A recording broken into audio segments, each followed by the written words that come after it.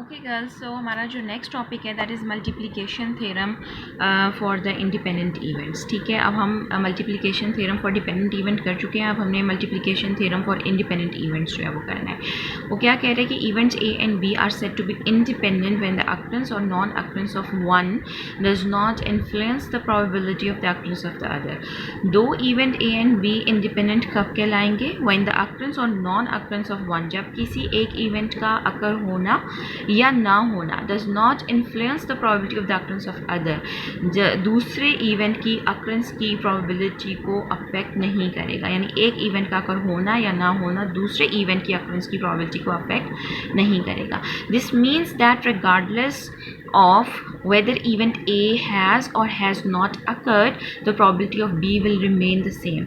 क्या मतलब हो गया इसका कि इवेंट A अकर करे या ना करे, B की probability will remain the same, B की प्रोबेबिलिटी सेम रहेगी, यानी B के ऊपर A का कोई इफेक्ट नहीं है। State differently, when A and B are independent the conditional probability of B given that A has occurred is same as the unconditional probability of B। क्या कह रहा है यहाँ पे कि A और B अगर इंडिपेंडेंट है तो जो conditional probability of B given that A था, ठीक है, हमने निकाली थी ना probability of B given that A has occurred is the same as the unconditional probability of B। तो किसके बराबर होगी? अनकंडीशनल प्रोबेबिलिटी ऑफ B के बराबर। That is probability of B given that A is equal to probability of B। जब हम कह रहे हैं कि B के ऊपर A की अक्रेंस का कोई अफेक्ट ही नहीं है, तो probability of B given that A, that is conditional probability of B given that A is equal to the unconditional probability of B। तो प्रोबेबिलिटी ऑफ B के बराबर होगी जब A का अफेक्ट ही नहीं B के ऊपर, उसकी अक्रेंस या नॉन अक्रेंस का, तो probability of B given that A लिखने की जरूरत क्या है? That is equal to the probability of B। वो B के बराबर होगी probability. As it can be shown that event A is independent of event B whenever event B is independent of event A। यानी जब A B से independent होगा तो B भी A से इंडिपेंडेंट होगा।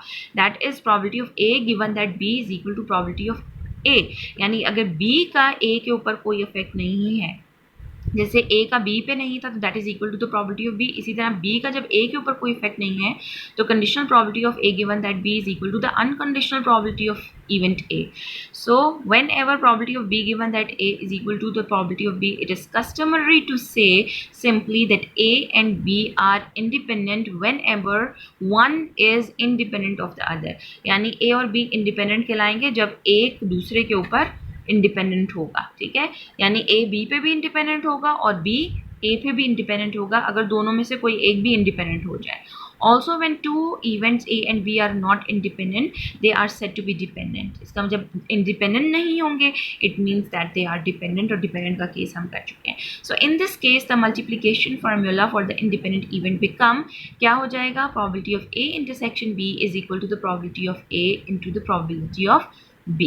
ठीक है, सो ये आपका फार्मूला है आपका, that is multiplication theorem for the independent event. This theorem states that if A and B are two independent events, अगर A और B दो कैसे इवेंट हैं independent, then the probability that both of them occur, ये किस चीज़ की probability है? Both of them अकर, दोनों के एक साथ अकर करने की probability is equal to the probability of A occurs multiplied by the probability of B occur. यानी A के अकर करने की प्रोबेबिलिटी मल्टीप्लाई हो जाएगी सिंपली B के अकर करने की प्रोबेबिलिटी के साथ।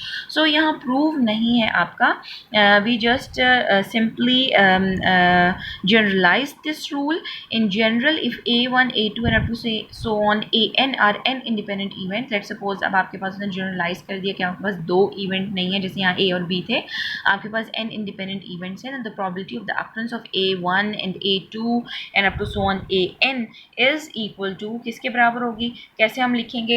यही जो फार्मूला है आपका, इसको हम जनरलाइज कर देंगे। Probability of A1 intersection A2 up to so on intersection AN, एक से ज़्यादा भी हो सकते हैं, तो क्या होगा? उनकी इंडिविजुअल जो प्रोबेबिलिटीज़ हैं अकर करने की वो आपस में सिंपली क्या हो जाएंगी? मल्टीप्लाई हो जाएंगी। ठीक है, so this is your multiplication theorem for the independent events। ठीक है, क्लियर। अब जिस तरीके से हमने डिपेंडेंट में किया था, डिपेंडेंट का क्या फार्मूला था, probability of A intersection B is equal to A के अकर करने की प्रोबेबिलिटी आती थी, फिर चूंकि डिपेंडेंट थे तो बी के अकर करने की प्रोबेबिलिटी आती थी विद द कंडीशन कि ए हैज़ ऑलरेडी अकर, तो इसका अफेक्ट है इसके ऊपर। लेकिन अब जब हमने कहा कि इंडिपेंडेंट है, और जब इंडिपेंडेंट की बात मैंने की तो आपको कहा कि probability of B given that है, जब इंडिपेंडेंट है ए के अकरेंस का बी के ऊपर कोई इफेक्ट ही नहीं, तो probability of B given that A किसके बराबर होगी, बी के बराबर होगी। तो we simply replace this one with the probability of B. So आपके पास जब इंडिपेंडेंट आ गए तो this is equal to the probability of A into the probability of B.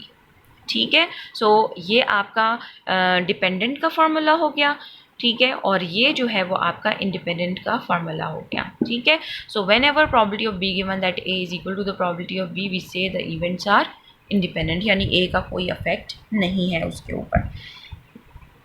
ठीक है, फिर इसी तरीके से हम नेक्स्ट एग्जांपल यहाँ पे देखते हैं, दैट इज़ एग्जांपल 11.24।